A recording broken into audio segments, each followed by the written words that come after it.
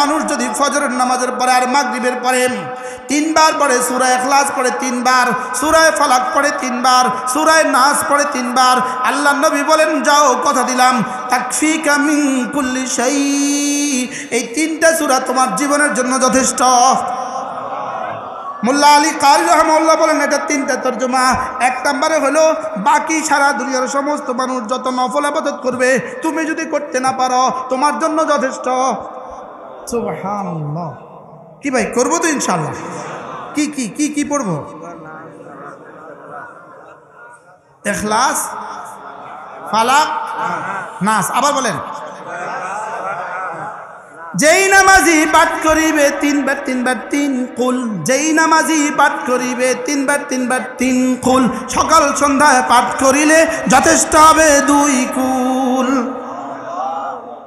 পড়বো তো? হযরত মাওলানা হাকিম মোহাম্মদ আখতার রাহমাহুল্লাহ তাআলা তিনি এক আজীব কথা বলেন। তিনি বলেন কুল আউযু বিরাব্বিল ফালাক, কুল আউযু বিরাব্বিন নাস। জানো এটার একটা উদাহরণ দিলে তোমরা ভালো বুঝবা। এটার উদাহরণটা হলো কেউ যদি কারোর বাড়িতে যায়, ওই বাড়িতে যদি কুকুর থাকে, বড় বড় বিদেশি কুকুর আছে না, কুকুর থাকে, তো তার দিকে ছুটে আসছে, ধেয়ে আসছে কুকুর, তো সে কি বলে? কুকুর আমি তোর সাথে যুদ্ধ করব, এটা বলে? নাকি বাড়িওয়ালাকে ডাক দেয় আন্টি কুত্তা সামলান? হ্যাঁ কি বলে? আঙ্কেল কুত্তা সামলান, আঙ্কেল আমি আসছি কুত্তা সামলান, বলে কি বলে না বলেন? তো বাড়িওয়ালা কি বলে? এই বল্টু জামাই আসছে থাম, এই বল্টু থাম। বল্টু কইছি এই জন্য, কার নাম কই আবার কোন বিপদে পড়ি। কারণ কারো কার নামের লগে যদি মিলি যায় তাহলে তো আবার কালকে ফেসবুকে লিখবো আমারে কইছি। তাহলে কি কয় বলেন? এই বল্টু থাম। থাম বলার সঙ্গে সঙ্গে বাড়িওয়ালা আওয়াজ শোনার সঙ্গে সঙ্গে কুকুর লেজ গুটিয়ে আস্তে করে সিঁড়ির নিচে চলে যায়। যায় না যায় না বলেন? বাস এবার মেহমান ঘরে ঢুকে যায়। তো হযরত বলেন যে কুল আউযু বিরাব্বিল ফালাক, কুল আউযু বিরাব্বিন নাস, এর অর্থ যেন এটা রব্বে কারীম শয়তান থেকে আমি বাঁচতে পারবো না, আল্লাহ আপনার শয়তানকে আপনি সামলান, আমার নিরাপত্তার চাদরে ঢুকায়া দেন। কি ভাই বলেন? আপনার শয়তান আপনি কি করেন? কুত্তা সামলান। কোন সোজা হিসাব? কুত্তা কি আজীব। এই কুত্তা হচ্ছে 5 প্রকারের কুত্তা। কোন কয় প্রকারের কুত্তা? 1 নাম্বার হলো নফস, 1 নাম্বার কি? 2 নাম্বার নারী,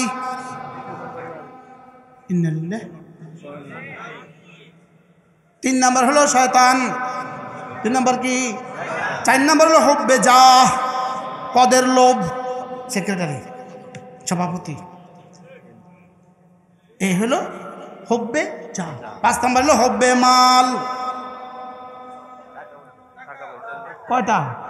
এই 5টা প্রতিনিয়ত, এই 5টা আমাদের সাথে লাগা আছে। কয়টা? আর এই 2 সূরা পড়া মানে এই 5টা থেকে বাঁচার জন্য তুমি রব্বে কারীমের হেফাজতের চাদরে ঢুকে গেলে। কি ভাই? তাহলে এই 3টা সূরা সকাল সন্ধ্যায় পড়বো তো ইনশাআল্লাহ। হযরতে আজীব মুকাশির আমি এক কিতাব পড়ছি, ইবনে রজব হাম্বলির এক কিতাব মুআওয়াযাতান, সূরা ফালাক আর সূরা নাসের তাফসীর, সরাসরি আল্লামা ইবনে রজব হাম্বলি রাহমাতুল্লাহর কিতাব। এটার মধ্যে তিনি একটা আজীব কথা লিখছেন। তিনি বলেন যে সূরা ফালাক আর নাস একজন মানুষের জন্য কতটা জরুরি জানো? বলে তার নিঃশ্বাসের চেয়ে বেশি জরুরি। তার কি? আচ্ছা যে ফজর পড়ে না, 8টা বাজে ঘুম থেকে উঠছে, এই লোকটার সূরা ইখলাস ফালাক নাস পড়া হয়? হ্যাঁ, জীবনেও হয় না। এই জন্যই আলহামদুলিল্লাহ করোনার সময় বাংলাদেশের নিয়মিত ফজরের মুসল্লি মারা গেছে খুব কম। সুবহানাল্লাহ বলেন। এই জন্য ইমাম সাহেব মারা গেছে খুব কম, ইমাম মারা গেছে খুব কি, মুয়াজ্জিন মারা গেছে খুব কি, মসজিদের খাদেম মারা গেছে কি খুব কম। বাস্তব না বাস্তব? কি লিগা? ফজর পড়ে আল্লাহর নিরাপত্তার চাদরে ঢুকে গেছে, এই জন্য করোনা ভাইগে গেছে। সুবহানাল্লাহ বলে। করোনার কাছে কিন্তু লিস্টি দিছে, লিস্টি কি দিছে? লিস্টি দিছে। আল্লাহ করোনার কাছে একটা লিস্টি দিয়ে দিছে। তো লিস্টি লইয়া করোনা গেছে গ্রামে, গ্রামে গিয়ে লিস্টি দেখে, তো লিস্টি দেখে যে এই লিস্টিওয়ালা মসজিদে এই লিস্ট্রিওয়ালা মসজিদে সুবহানাল্লাহ পান তো করোনা করতে থাক সুবহানাল্লাহ বল। পুরো গ্রামে খুঁজে দেখে যে কই, কোথাও খুঁজে পায় না। আল্লাহ তারা তো পাই না, তে কই চাস না, আল্লাহ তে লাগে মসজিদে। তো আমার ঘরে ঢুকছে, তুই আবার তারা তালাশ করছ বা সুবহানাল্লাহ। এই জন্য আলহামদুলিল্লাহ করোনা নয়, অন্য কোনো গজবেও নামাজিদেরকে পায় না। আলহামদুলিল্লাহ বলেন, আবার বলেন আলহামদুলিল্লাহ। এই জন্য পৃথিবীর জরিফে আশ্চর্য, জার্মানির জরিফ, পৃথিবীতে সবচেয়ে কম ক্যান্সারে আক্রান্ত হয় মুসলমান। সুবহানাল্লাহ বলেন। আর পৃথিবীতে সবচেয়ে পাগল কম হয় মুসলমান। বলেন পাগল কম হয় কি? মুসলমান। 2 নম্বর, ক্যান্সারে আক্রান্ত কম হয় কি? পাগল কম হওয়ার অন্যতম প্রধান কারণ জার্মানি জরিপে পাগল কম হয় কেন? মুসলমান। মুসলমান সেজদা দেয়, সেজদার সময় মুসলমানদের শরীরের যে হাইয়ত হয়, তার ব্রেনের যে হাইয়ত হয়, এটা পাগল রোধ করে। সুবহানাল্লাহ বলেন। আর 2 নম্বর, মুসলমান সবচেয়ে বেশি ক্যান্সারে কম আক্রান্ত হয় শুধু রোজার কারণে। কিসের কারণে বলেন? রোজার কারণে ক্যান্সারে কম আক্রান্ত হয়। সুবহানাল্লাহ বলেন। আমাদের ফজর, আমাদের দুনিয়া, আমাদের আখিরাত। আরো মজার খবর আছে। আচ্ছা, রাত 10টা বাজে ঘুমাইলো, 11, 12, 1, 2, 3, 4, 5, 6 ঘন্টা হয়ে গেল। একজন মানুষের কিডনি কতক্ষণ বরদাস্ত করতে পারে? এজন্য মুসলমান কিডনি আক্রান্ত কম হয়। সুবহানাল্লাহ। আচ্ছা, যে রাত 10টা বাজে ঘুমাইলো, দিনের 10টা বাজে উঠলো, তার কিডনি প্রেশার হলো কত ঘন্টা? 12 ঘন্টা। কি ভাই? আর এর বিপরীতে আমার বুঝেই ধরে না, যারা নামাজ পড়ে না, এদের জীবনের রিফ্রেশমেন্ট কি দিয়ে হয় আমার এটাও বুঝে ধরে না। এই জন্য এরা মোজা খুললে দুর্গন্ধের ধারে যাওয়া যায় না। বাস্তব না বাস্তব বলেন? এত দুর্গন্ধ কেন মোজার মধ্যে? আচ্ছা, করোনার সময় করোনা টেস্ট করছেন না আপনারা? কোন কোন জায়গা টেস্ট করছেন বলেন না? নাকে? আচ্ছা, আমরা গোসলে কয় ফরজ? একজনের 4 ফরজ। গোসলে কয় ফরজ? কি কি? গড়গড়ার সাথে কুলি করা, নাকে পানি দেওয়া, সমস্ত শরীর ভালোভাবে ধৌত করা। একটা হিন্দুরে জিজ্ঞাসা, এরে গোসলে তুই গোসলের কয় ফরজ? ওর গোসল আসেনি ফরজ থাকতো? কোন বিজাতির গোসল ফরজ হয় না। আর কথা কন। আর কোন বিজাতির অজু ভাঙে না। কোন পৃথিবীর কোন বেঈমানের কি ভাঙে না বলেন? অজু ভাঙে না। বেঈমানের অজুও ভাঙে না, গোসলও কি হয় না? গোসলও ফরজ হয় না। তো আমরা যারা গোসল করি, আমরা গড়গড়ার সাথে কুলি করি, আমরা নাকে পানি দেই, আমরা সমস্ত শরীর ধৌত করি। এই জন্য রব্বে কারীম এটাকে ফরজ এজন্য করে দিয়েছেন, করোনা এখানে বাসা বাঁধতে পারে।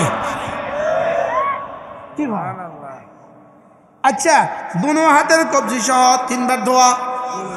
আবার বলেন, দোনো হাতের কবজি সহ 3 বার ধোয়া সুন্নাত। বলেন। তো করোনা আক্রান্ত হওয়ার পরে বাংলাদেশের সবচেয়ে বেশি বড় স্লোগান কি ছিল?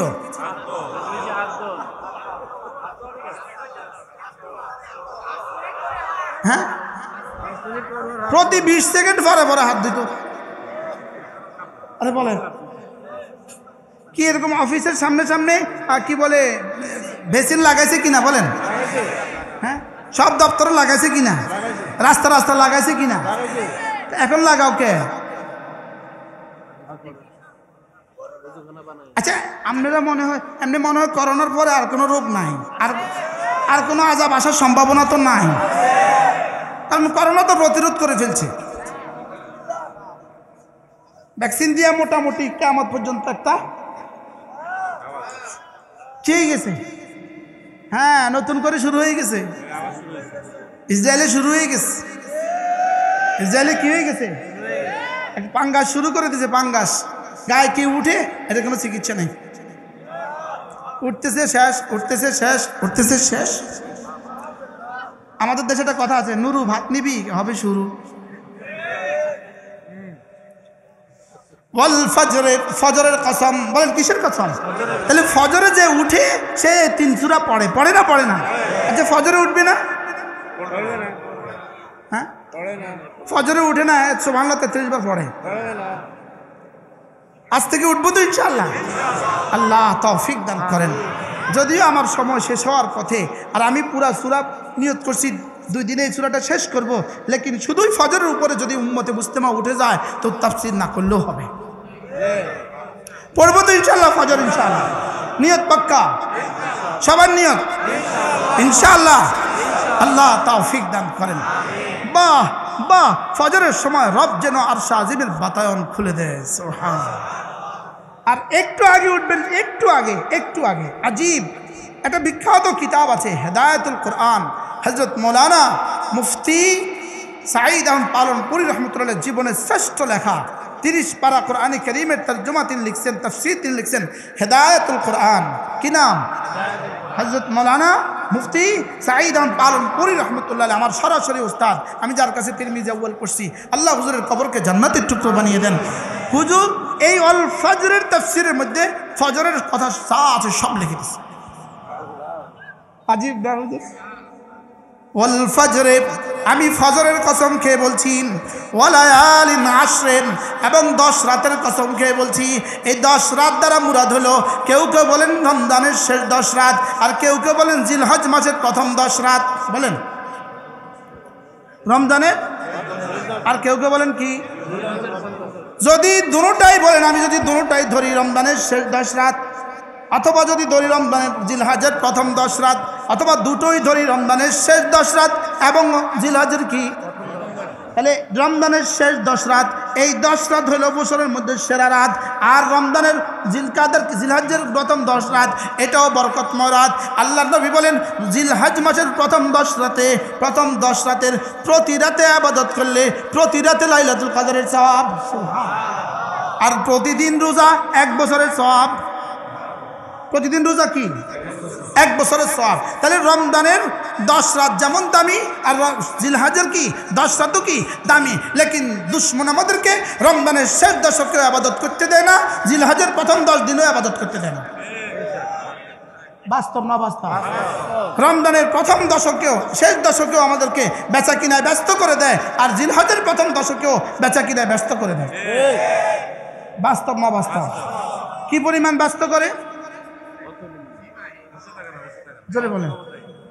হ্যাঁ, বিক্রেতার যেমন হিসাব, ব্যস্ততার সীমা নাই, ক্রেতারও ব্যস্ততার কি নাই।